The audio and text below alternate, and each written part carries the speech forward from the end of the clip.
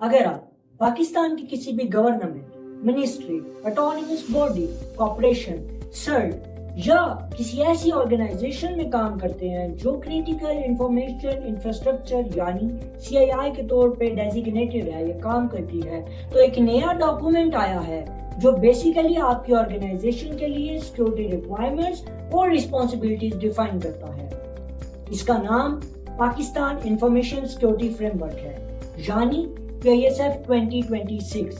ये फ्रेमवर्क पीके सर्ट यानी national cyber emergency response team Pakistan ने इशू किया है, जो NTISP और एनसर्ट के अंडर आता है। 100 से ज्यादा इंडिविजुअल कंट्रोल्स हैं और ऑनेस्टली मेरा गेस ये है कि जो लोग इस फ्रेमवर्क को इम्प्लीमेंट करने के लिए रिस्पॉन्सिबल हैं, उनमें से 90% लोगों ने अभी तक इसको पूरा पढ़ा भी नहीं होगा। इसी वजह से अगले 15 मिनट में मैं इस डॉक्यूमेंट को कंप्लीट ब्रेक डाउन करूंगा। हम देखेंगे कि इस फ्रेमवर्क के अंदर आपकी ऑर्गेनाइजेशन के लिए एक्चुअली क्या वैल्यू छुपी है या आपकी ऑर्गेनाइजेशन के लिए क्यों जरूरी है और ये आपकी ऑर्गेनाइजेशन के अंदर कैसे इंप्लीमेंट होगा। अस्सलाम वालेकुम, I am Abdullah Nasir, the CEO of IC waves. हम ऑर्गेनाइजेशंस के साथ governance, risk management, security architecture और कंप्लायंस के ऊपर काम करते हैं और यही वजह है कि इस फ्रेमवर्क को मैंने line by line go through किया है। ये कोई ऐसी समरी नहीं है जो आपके पास प्रेस रिलीज के स्कीम हो। मैंने इस फ्रेमवर्क को प्रॉपर्ली स्टडी करके आपके लिए सिंपलेस्ट फॉर्म में ब्रेक डाउन किया है, ताकि हर इंसान जो इसके अंदर आता है, जिसकी कंपनी इसके अंदर रिलाई करती है, वो इसको समझ पाए और इसको इम्प्लीमेंट कर पाए और इससे मैक्सिमम बेनिफिट ले पाए। सबसे पहले बेसिक से स्टार्ट करते हैं। यह सब का मतलब है पाकिस्तान इंफॉर्मेशन सिक्योरिटी फ्रेमवर्क। ये फ्रेमवर्क 2026 में रिलीज किया गया है और national cyber emergency response team ने under the government of Pakistan इसको रिलीज किया है। इस फ्रेमवर्क में 2 लीगल एंकर्स हैं जिसके अंदर ये फ्रेमवर्क आता है, जिसमें number 1 national cyber security policy 2021 है, नंबर 2 सर्ट रूल्स 2023 है। अब असल सवाल की तरफ आते हैं कि इस फ्रेमवर्क का स्कोप क्या है या कौन कौन सी ऑर्गेनाइजेशन इस स्कोप के अंदर आती हैं, इसके स्कोप के अंदर आती हैं और किस किस ऑर्गेनाइजेशन के अंदर ये लागू होता है। Number 1, Federal and provincial government ministries, division and departments, autonomous bodies, corporations, SIRS, जितनी भी organizations critical information infrastructure के अंदर आती हैं, यानी कि CII के अंदर आती हैं या एज ए CII के तौर पे डेजिग्नेटेड हैं, इस फ्रेमवर्क में सबको जेनेरिकली ऑर्गेनाइजेशन कहा गया और ये सारी ऑर्गेनाइजेशंस इसके स्कोप के अंदर रिलाई करती हैं। तो इसके बाद जब भी मैं अपनी वीडियो के अंदर ऑर्गेनाइजेशन बोलूंगा तो समझ लें मैं आपके ऑर्गेनाइजेशन की ही बात कर रहा हूँ, चाहे वो मिनिस्ट्री हो, डिपार्टमेंट हो, कॉर्पोरेट हो, सर्ट हो या CII ऑर्गेनाइजेशन हो।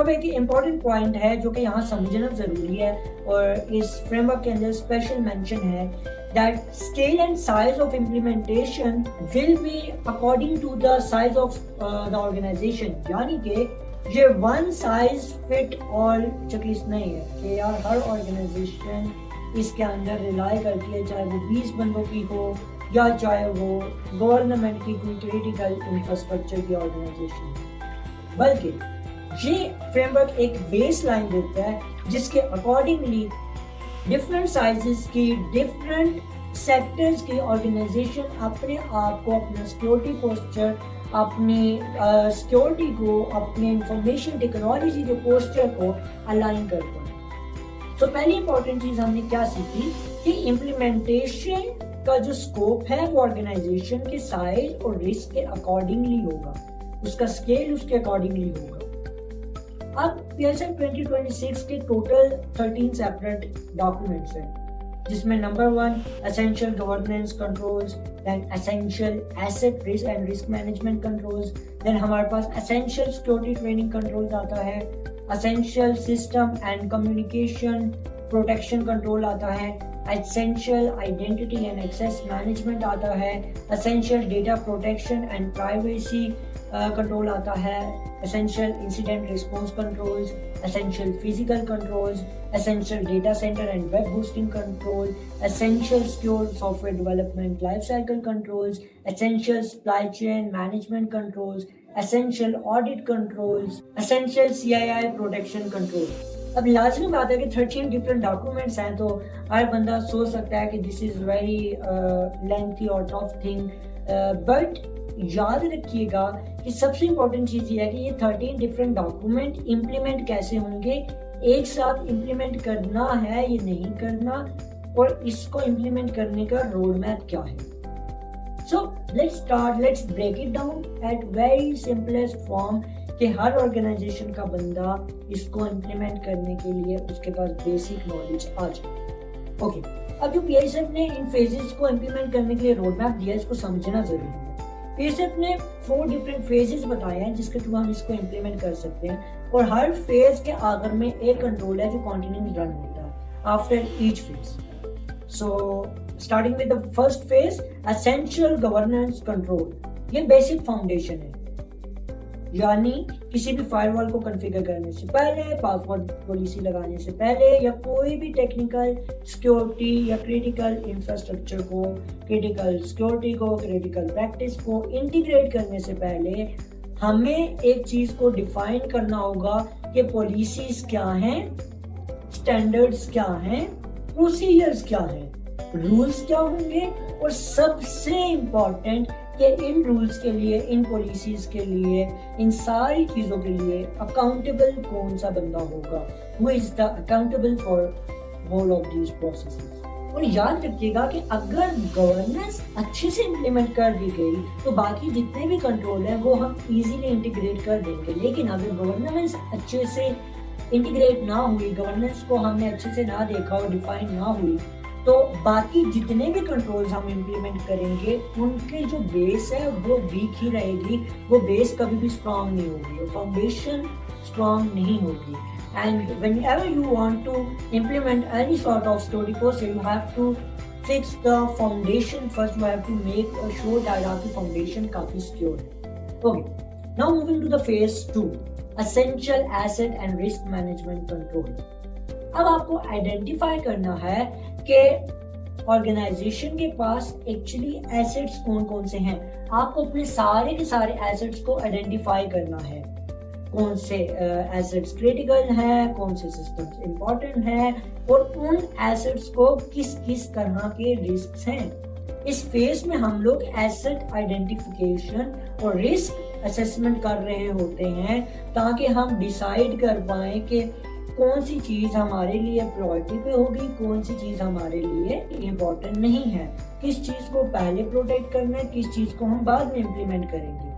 आफ्टर दिस हम लोगों के पास थर्ड फेज आता है, एसेंशियल कोर कंट्रोल्स। अब इस फेज के अंदर हमारे पास मल्टीपल एरियाज कंबाइन होकर आ जाते हैं, जैसे कि system and communication protection, identity access management, data protection and privacy, incident response, physical security, और सॉफ्टवेयर सप्लाई चेन मैनेजमेंट और सप्लाई चेन मैनेजमेंट। अगर ऑर्गेनाइजेशन का अपना डेटा सेंटर है या ऑर्गेनाइजेशन सॉफ्टवेयर डेवलपमेंट करती है तो data centre and web hosting plus secure software development भी इसके अंदर इंक्लूड हो जाती है। बेसिकली ये वो सारे कंट्रोल्स हैं जो किसी भी ऑर्गेनाइजेशन के अंदर उसकी फिजिबिलिटी और इम्प्लीमेंटेशन के अकॉर्डिंगली ही एप्लीकेबल होते हैं। और फिर आता है ऑडिट।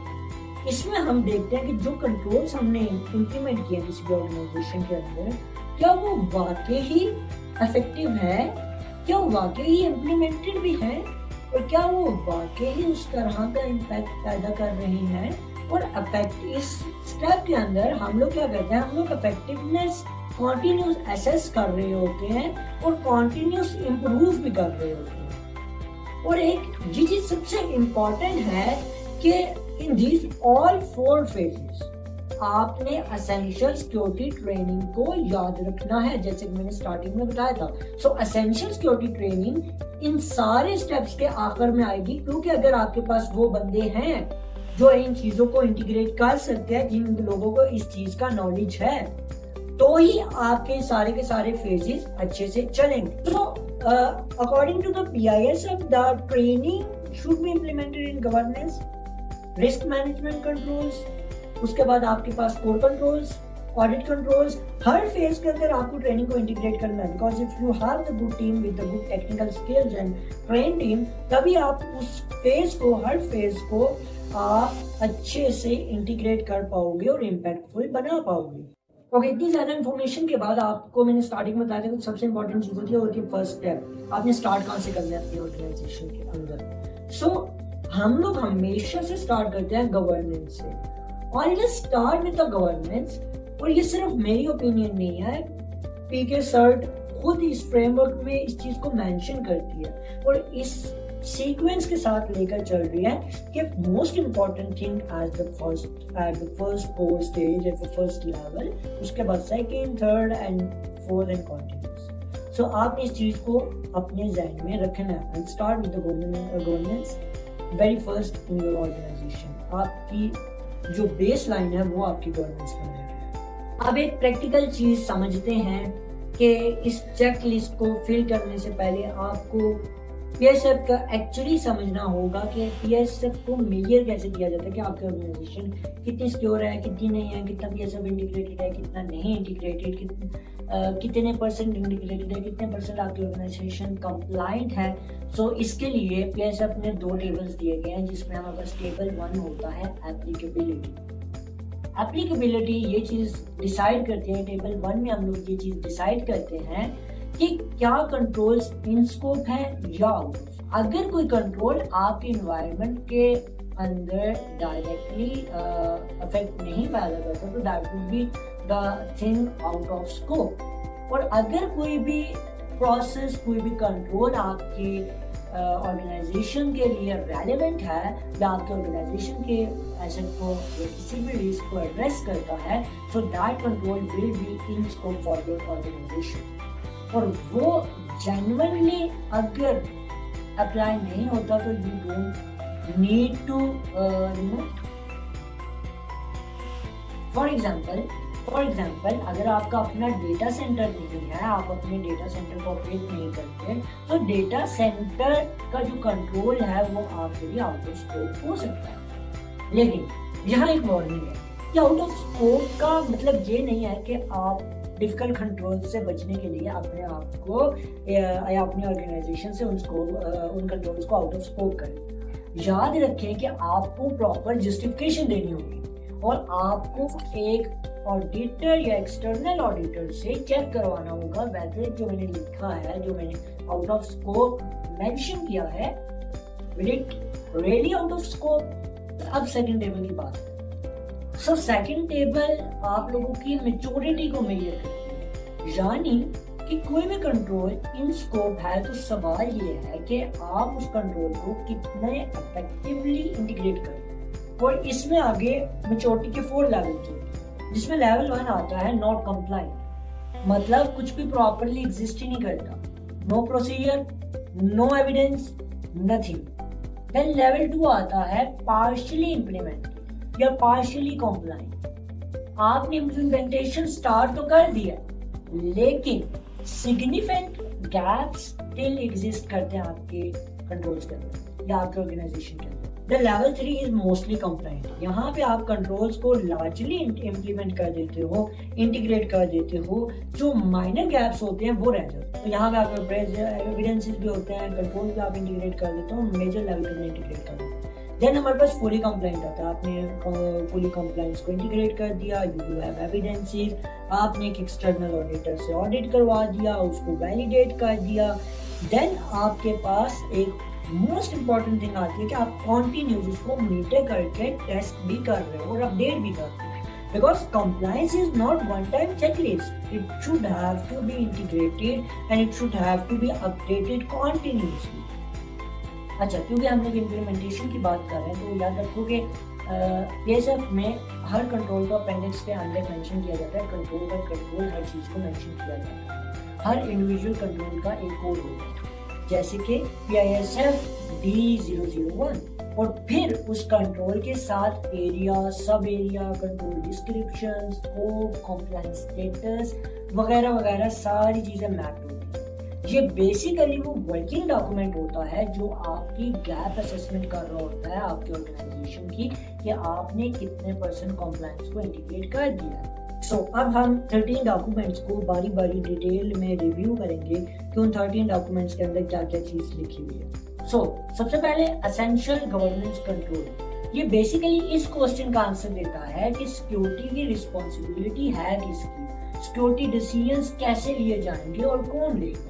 सबसे पहला और सबसे इम्पोर्टेंट पॉइंट, ऑर्गेनाइजेशन का head, principal accounting officer, governance board, ये सारे लोग एक्चुअली अकाउंटेबल होते हैं आपकी सिक्योरिटी के लिए। ये रिस्पॉन्सिबिलिटी किसी आईटी डिपार्टमेंट की नहीं है, ये किसी जूनियर सिक्योरिटी एनालिस्ट की नहीं है, बल्कि ये रिस्पॉन्सिबिलिटी टॉप मैनेजमेंट की है। एंड एब्सोल्युटली ये टॉप मैनेजमेंट की है कि वो इंश्योर करें कि ऑर्गेनाइजेशन का इंफॉर्मेशन सिक्योरिटी पोस्चर कैसा है और कौन कौन से डिसीजन लेने हैं, कब कब लेने हैं। सेकेंड इंपॉर्टेंट रिक्वायरमेंट इज के इंफॉर्मेशन सिक्योरिटी के लिए एक डेडिकेटेड साइबर और इंफॉर्मेशन सिक्योरिटी फंक्शन इस्टेब्लिश करना होगा और ये फंक्शन आईटी से इंडिपेंडेंट होगा। और ये इंपॉर्टेंट रिक्वायरमेंट है बिकॉज अगर आईटी का बंदा ही ऑडिट कर रहा होगा तो उनके इंटरेस्ट के अंदर पहली बात इंडिपेंडेंस नहीं होगी और वो कॉन्फ्लिक्ट करेगा हमेशा।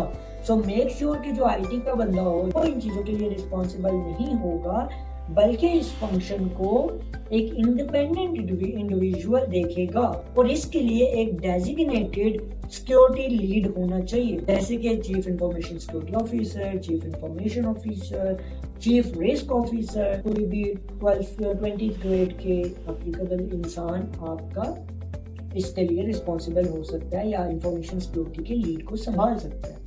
और इसके बाद आपके पास एक स्टीयरिंग कमेटी होनी चाहिए और इस कमेटी को top of the lead manage करेगी और हेड करेगी और सिक्योरिटी की स्ट्रेटेजिक डिसीजंस की रिस्पॉन्सिबिलिटी इसी कमेटी को दी जाएगी। और फिर आपको RACI का मैट्रिक्स चाहिए। RCI का मतलब है responsible, accountable, consulted and inform. तो ये मैट्रिक्स डेटा, सिस्टम, प्रोसेसेस को क्लियरली डिफाइन करेगा कि कौन सी चीज किस चीज के लिए रिस्पॉन्सिबल है या कौन सा बंदा किस चीज के लिए रिस्पॉन्सिबल है। सिक्योरिटी और आईटी टीम को अपने काम के लिए रिस्पॉन्सिबल होना चाहिए, यानी कि उनको अनरिलेटेड एडमिनिस्ट्रेटिव वर्क की पहले तो बात है उसको पुली नहीं करना चाहिए, दूसरी बात है उसके एक्सेस भी नहीं होना चाहिए। और फ्रेमवर्क के अंदर एक फॉर्मल चेंज मैनेजमेंट भी रिक्वायर्ड होता है, यानी सिस्टम में चेंजेस बिना proper risk assessment, authorisation, documentation के पॉसिबल नहीं है और नहीं करना चाहिए। इमरजेंसी चेंजेस अलाउड होती हैं इन द सेंस कि आप लोगों को इमरजेंसी चेंजेस करनी पड़ जाए, लेकिन उनको बाद में प्रॉपरली डॉक्यूमेंटेड फॉर्म में लिखना जरूरी है। और ऑर्गेनाइजेशन को applicable laws, regulations, contractual obligations को कंप्लीट डॉक्यूमेंट करना है और मेंटेन भी करना है इन्वेंटरी के अंदर। अब आते हैं सिक्योरिटी ट्रेनिंग के ऊपर। इस चैप्टर में ट्रेनिंग को ऑप्शनल नहीं कहा गया, बल्कि इस चैप्टर में ट्रेनिंग को बोला गया है that it is a continuous process after each phase. जब भी कोई भी फेज कंप्लीट होता है तो हमें उस स्टाफ को ट्रेनिंग देनी होती है कि वो उस चीज को इम्प्लीमेंट करे और उसके पास डिजायर्ड स्किल्स हों। फॉर एग्जांपल आईटी एडमिनिस्ट्रेटर्स को, डेवलपर्स को, इंसिडेंट रिस्पांस वालों को, फोरेंसिक एनालिस्ट को कंप्लीट ट्रेनिंग देनी है और इसमें एनुअल रिफ्रेशर्स भी होने चाहिए और ट्रेनिंग में प्रैक्टिकल टॉपिक्स कवर होने चाहिए, जैसे कि आपके पास password management, phishing, social engineering, secure remote work और mobile devices security, IoT security, data privacy, incident response. तो इसमें एक इम्पोर्टेंट चीज है कि जस्ट आपने ट्रेनिंग का एक सेशन नहीं रखना, बल्कि उसको डॉक्यूमेंटेड फॉर्म में एंड प्रैक्टिकल फॉर्म में करवाना है। Okay, now it's phase 3, core controls. अब हम थोड़ी सी टेक्निकल साइड पर आ जाते हैं। इस चैप्टर में हम लोग networks, endpoints, logging, patching, सारी की सारी चीजों को समझते हैं कि नेटवर्क सिक्योरिटी के अंदर अगर जाएं तो infrastructure and physical security, physical protection, network regulation, segregation, हमारे पास फायरवॉल्स आ जाती हैं, IDS आ जाता है, IPS आ जाता है, सिक्योर रिमोट एक्सेस आ जाती है, VPNs आ जाता है, आइडेंटिटी मल्टी फैक्टर ऑथेंटिकेशन आ, फिर हमारे पास वायरलेस नेटवर्क्स को प्रॉपर्ली आइसोलेट कैसे करना है, ये सारी चीजें इसके अंदर इंक्लूड है। एंड टू एंड प्रोटेक्शन के अंदर एंटीवायरस, EDR, XDR, हमने प्रोटेक्शन प्रोवाइड करनी होती है depending on the asset clarification.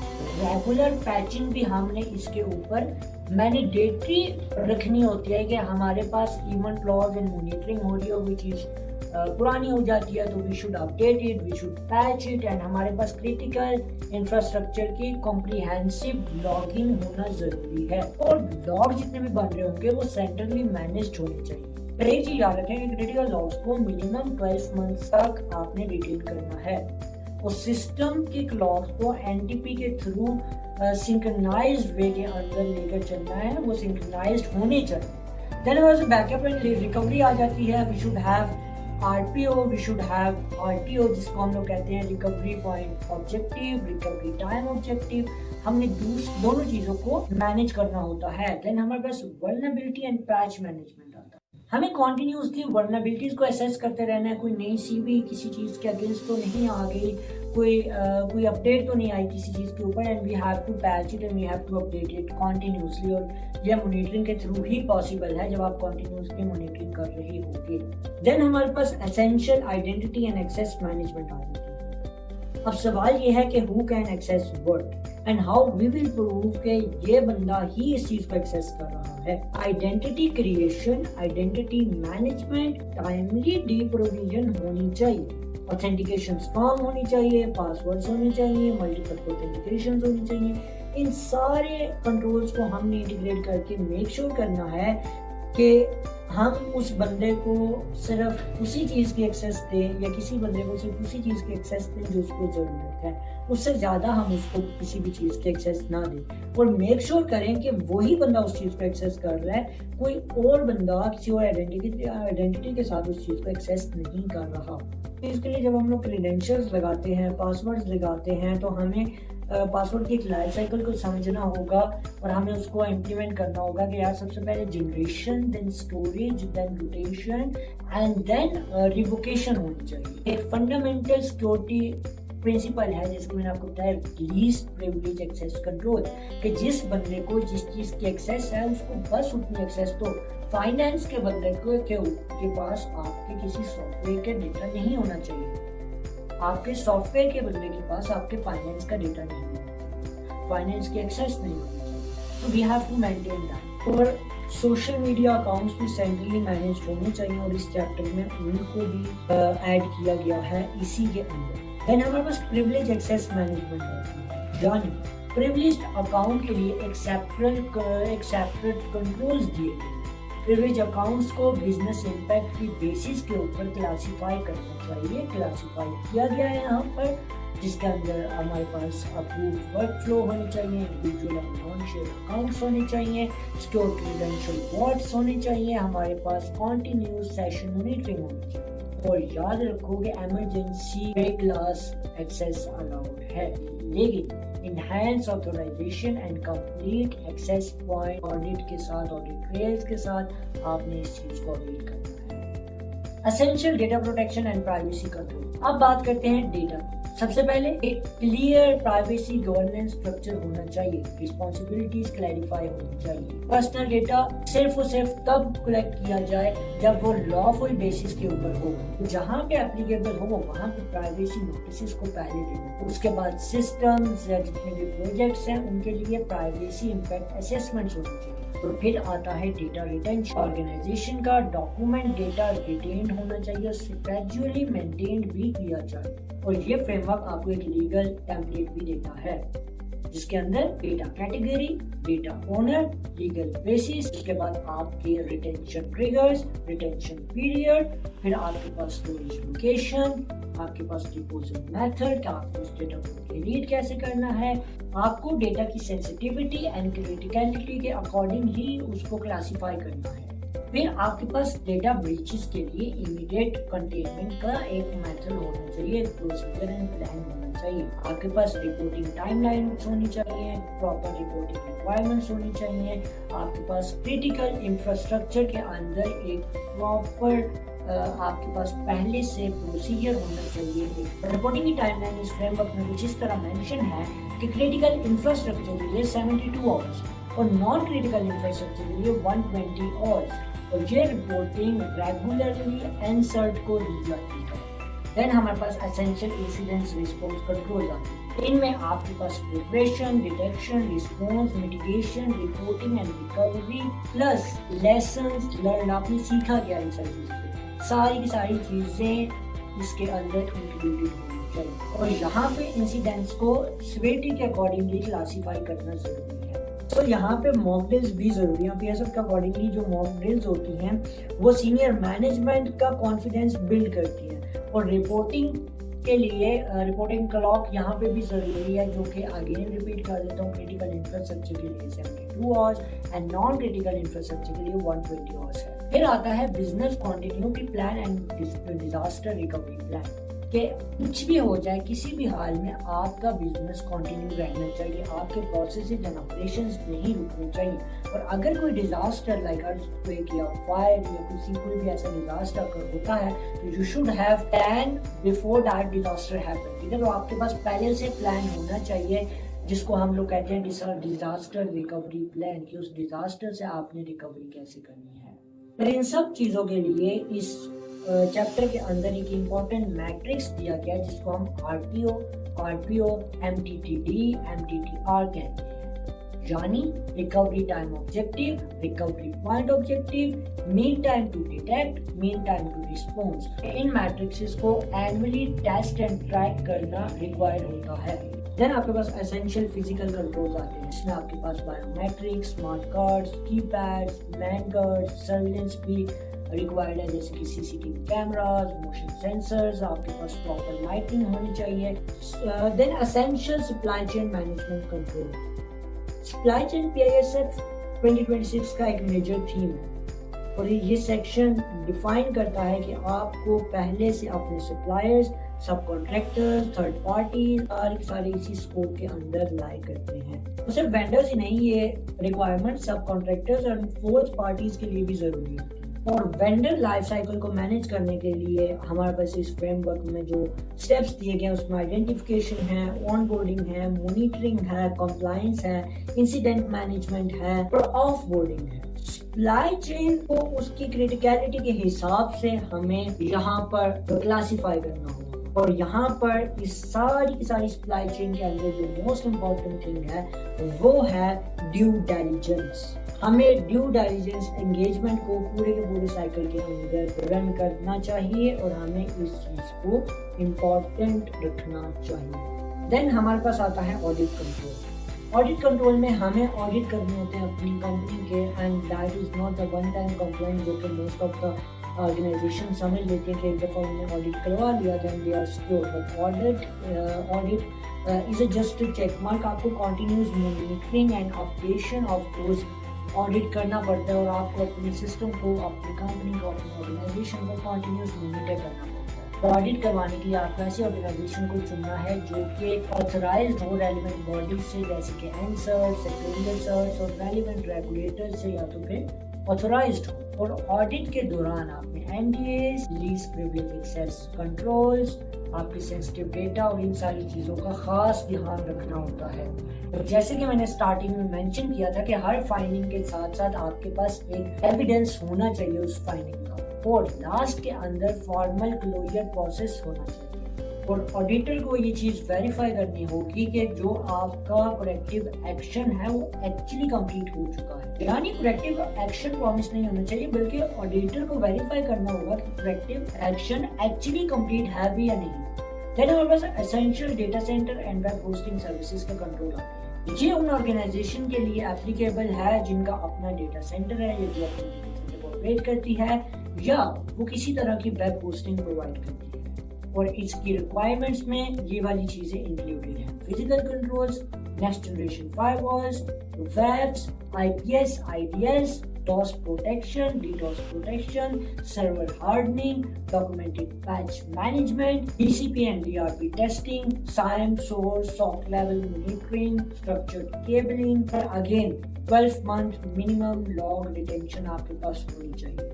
Annually आपके पास थर्ड पार्टी ऑडिट भी रिक्वायर्ड होता है along with the regular internal audits. Then आपके पास email security के अंदर anti-phishing, multi-factor authentication for admin and web access. Then आपके पास archiving, backups. और टेक्निकल साइड के ऊपर हम जाएं तो आपके पास SPF, DKIM, DMRC और ये सारे कंट्रोल्स मेन ऑथेंटिकेशन के लिए रिक्वायर्ड होते हैं। और वेब एप्लीकेशन सिक्योरिटी के लिए आपके पास vulnerability assessment, penetration testing, security session management और स्पेशली SSDLC की प्रैक्टिसेस आपके वेब एप्लीकेशन के अंदर इंटीग्रेटेड होनी चाहिए। और एक बहुत इंपॉर्टेंट रिक्वायरमेंट कि अगर आपकी ऑर्गेनाइजेशन अपनी वेबसाइट और एप्लीकेशन को पाकिस्तान के बाहर होस्ट कर तो फ्रेमवर्क के अकॉर्डिंगली ऑर्गेनाइजेशन को पाकिस्तान के जियोग्राफिकल बाउंड्रीज के अंदर डेटा सेंटर में माइग्रेशन प्लान बनाना हो। ये बेसिकली डेटा सॉवरेनिटी की रिक्वायरमेंट है। और यहाँ पे एक चीज इंपॉर्टेंट है कि आपके पास एनवायरनमेंट कंट्रोल्स भी होने चाहिए जिसमें आपके पास UPS for example backup generators, आपके पास टेम्परेचर की हैंडलिंग के लिए मॉनिटर्स, फायर डिटेक्टर्स, आपके पास वाटर लीकेज प्रोटेक्शन, आपके पास फ्लडिंग प्रोटेक्शन और ये सारी चीजें भी होनी चाहिए ताकि आपका एनवायरनमेंट भी सिक्योर एंड सेफ।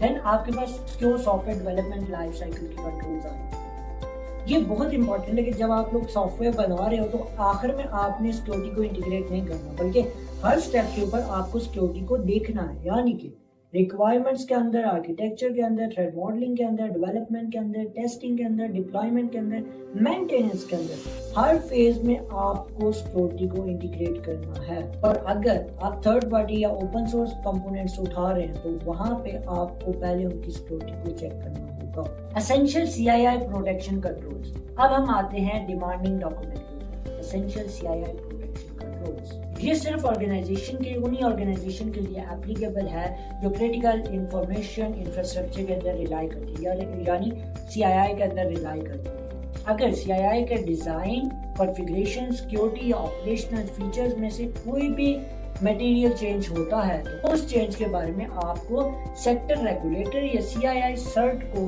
30 दिन के अंदर अंदर रिपोर्ट देनी होगी। तो यहाँ पे एसेट्स को क्लैरिफाई किया जाता है इन बेसिस के ऊपर: most critical, high critical, critical, the non critical. ASF इस क्लासिफिकेशन के लिए एक इम्पैक्ट टेबल भी देता है जिसमें बस कॉन्फिडेंशियलिटी, इंटीग्रिटी एंड अवेलेबिलिटी को जहन में रखते हुए हम लोग उसी के अगेंस्ट अपने एसेट्स को या इम्पैक्ट को एसेस कर रहे हैं। CII के इंफ्रास्ट्रक्चर को रेजिलियंस एंड स्ट्रेस टेस्टिंग की जरूरत होती है, वो करना लाजमी है। और इसके लिए सिर्फ IT सिस्टम्स ही नहीं बल्कि पावर, कूलिंग, नेटवर्क लिंक्स और इन सारी चीजों को इसके अंदर कंसीडर किया जाना चाहिए। And all breaches on CII must be reported to the sectorial CERT under 72 hours. यहाँ पे 120 hours वाला ऑप्शन हमारे पास नहीं है। अब हमारे से एक इम्पोर्टेंट सवाल आता है कि इतनी चीजें हम कर क्यों रहे हैं, why it matters just because of the ये फ्रेमवर्क है? नहीं, हाँ, this is framework and we need to integrate it, but हम integrate करते हैं because of our security, because of the data sovereignty, because of the clarity and because of the protection against the threats जो आजकल बहुत ज़्यादा हो रहे हैं, like ransomware attacks, supply chain attack, software supply chain attack, फिर हमारे पास SSDLC controls, SSDLC breaches, इन सारी चीज़ों से हमें ये प्रोटेक्ट करता है। और अगर आप डिसीजन मेकर हैं तो इस चीज़ को समझना ज़रूरी है कि PISF 2026 अब आपके लिए बेस लाइन है। वो स्टार्ट कहाँ से करना है? आई जस्ट क्विकली रिपीट कि आपने हमेशा स्टार्ट गवर्नेंस से करना है टू मेक श्योर कि आपकी फाउंडेशन सिक्योर हो, वो स्ट्रांग हो। और अब मैं उम्मीद करता हूँ कि आपके पास इस चीज़ का नॉलेज होगा कि आपने PISF को अपने ऑर्गेनाइजेशन में कैसे इम्प्लीमेंट करना है और वो आपके ऑर्गेनाइजेशन के लिए और पाकिस्तान की आज़ादी के लिए क्यों ज़रूरी है। Thank you.